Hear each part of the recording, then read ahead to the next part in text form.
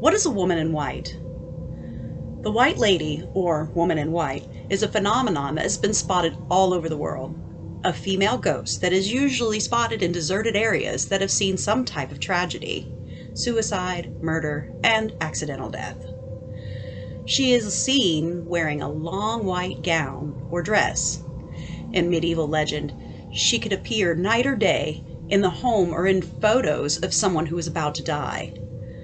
In some myths, the women murder their own children after the betrayal of their spouse and then commit suicide. She may represent loss, unrequited love, or the betrayal of a man in her life, a lover, a husband, in some cases, even her father. The White Lady of Avenel. Bedford's Avenel House is located in Bedford, Virginia, also known as Tiny Ireland, for its beautiful emerald landscape.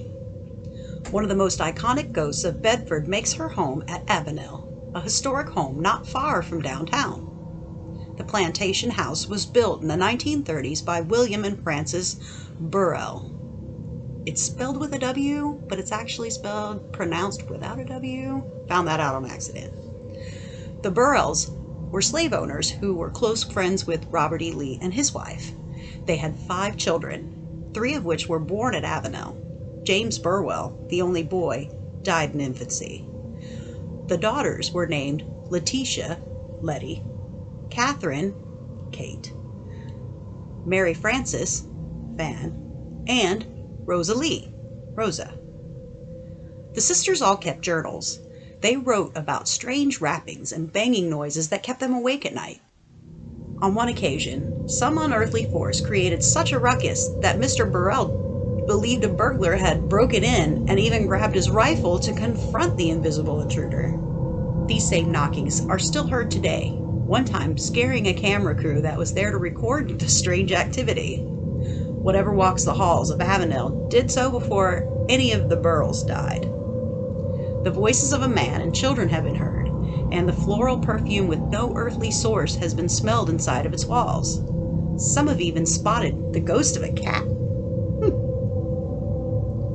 Van would grow up and marry a Confederate captain.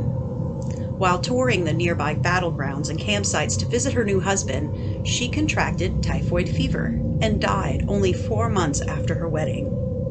Her husband would go on to continue to fight for the Confederacy until the end of the war, when he would throw himself in front of enemy fire, killing himself. His body was never recovered. The family members died, and their fortunes were squandered until only 2 daughters, Rosa and Letty, were left. The sisters fought bitterly over what to do with Avenel, with Rosa eventually suing Letty, who died during the lawsuit. The house was then sold to the Ballard family. Eventually, Peggy Ballard Maupin's family moved in. Peggy's mother was the first to see the White Lady. Peggy explained that a group of them were standing on the front porch and her mother witnessed a lady dressed in white with a parasol and a hoop skirt that disappeared behind an oak tree. Even though her face was in shadows, they knew she was watching them.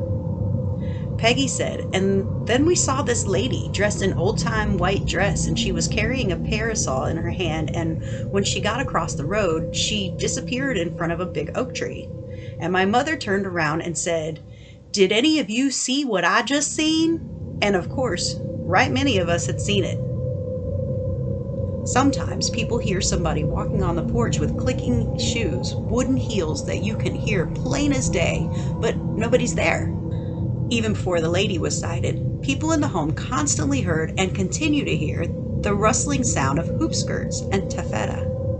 The apparition of William Burrell in his coffin has been seen in one of the front rooms, right in the spot where historical record confirms his wake was held. One of the Ballard descendants sold the house to the Avenel Foundation, who maintains the property today. So, who is the White Lady? Because the White Lady was wearing a hoop skirt and carrying a parasol, most people think it must be one of the Burrell sisters. Some say it's the ghost of Letty, who fought so hard to stay in the home she loved so much.